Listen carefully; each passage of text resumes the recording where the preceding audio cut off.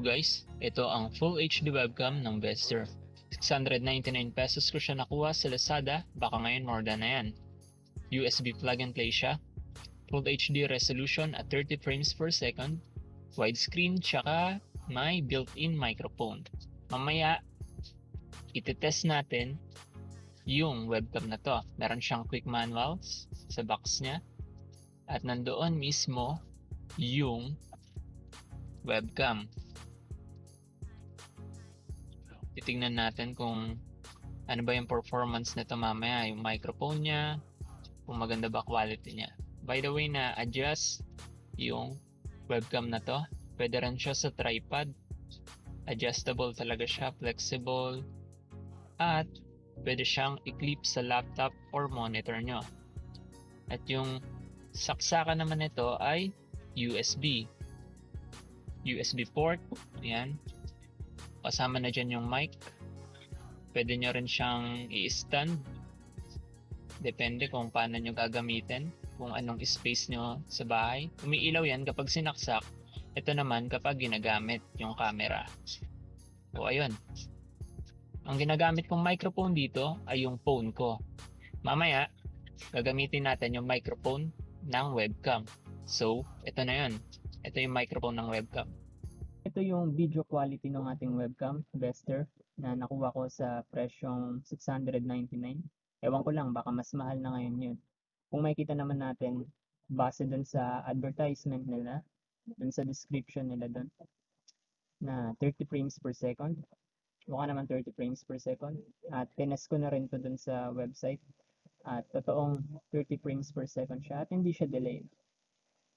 At may front light tayo sa harapan natin. Ngayon, tatry naman natin yung low light niya. Makikita pa rin natin na maganda talaga yung quality ng webcam na to.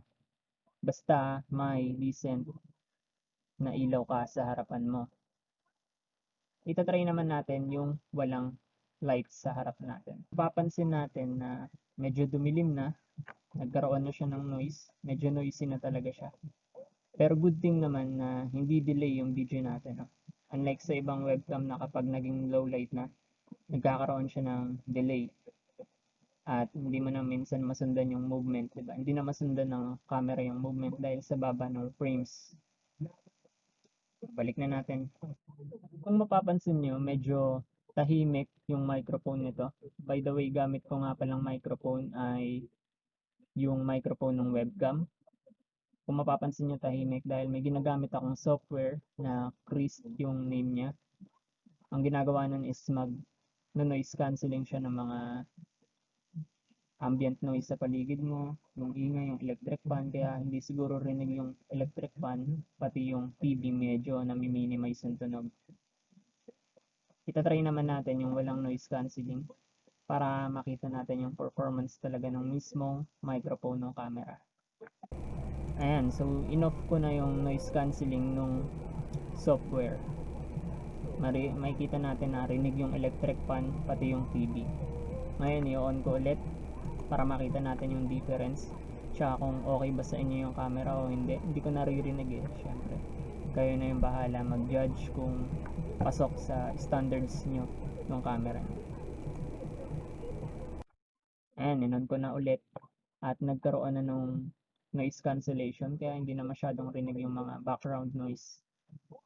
So, para sa akin, yung quality ng camera na to ay pwedeng-pwede na sa online class. I-try natin siya sa streaming kung good ba siya. Titignan natin kung pwede pa siya pang stream dahil minsan yung iba sa atin gusto mag-stream or mag-live sa Facebook. By the way, wala akong green screen or green na tela para matest kung okay ba. So, ganito na lang.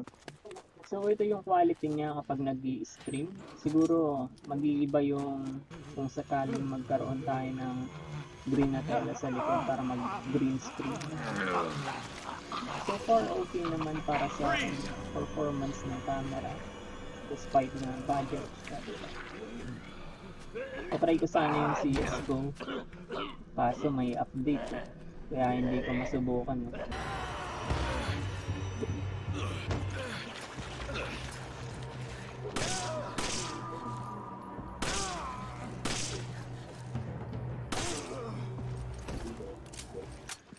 take note, mas maganda yung performance ng camera na to, lalo na kapag may ilaw tayo sa harapan natin, o kaya yung ring light na nabibig.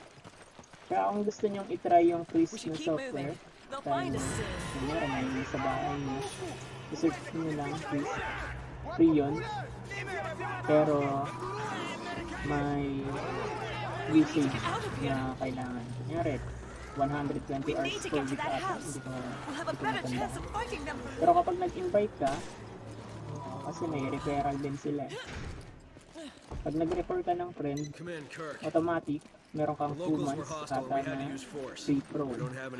Magagamit na yun ng unlimited.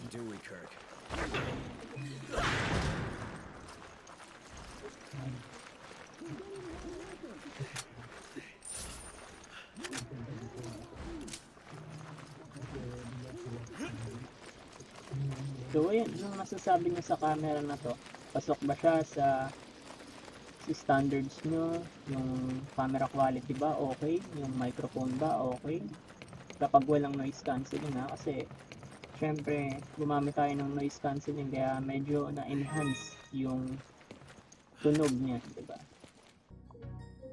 At yun na muna sa unboxing natin ngayon. Next up naman yung unboxing ng budget headset natin. Huwag rin kalimutan mag-like and subscribe.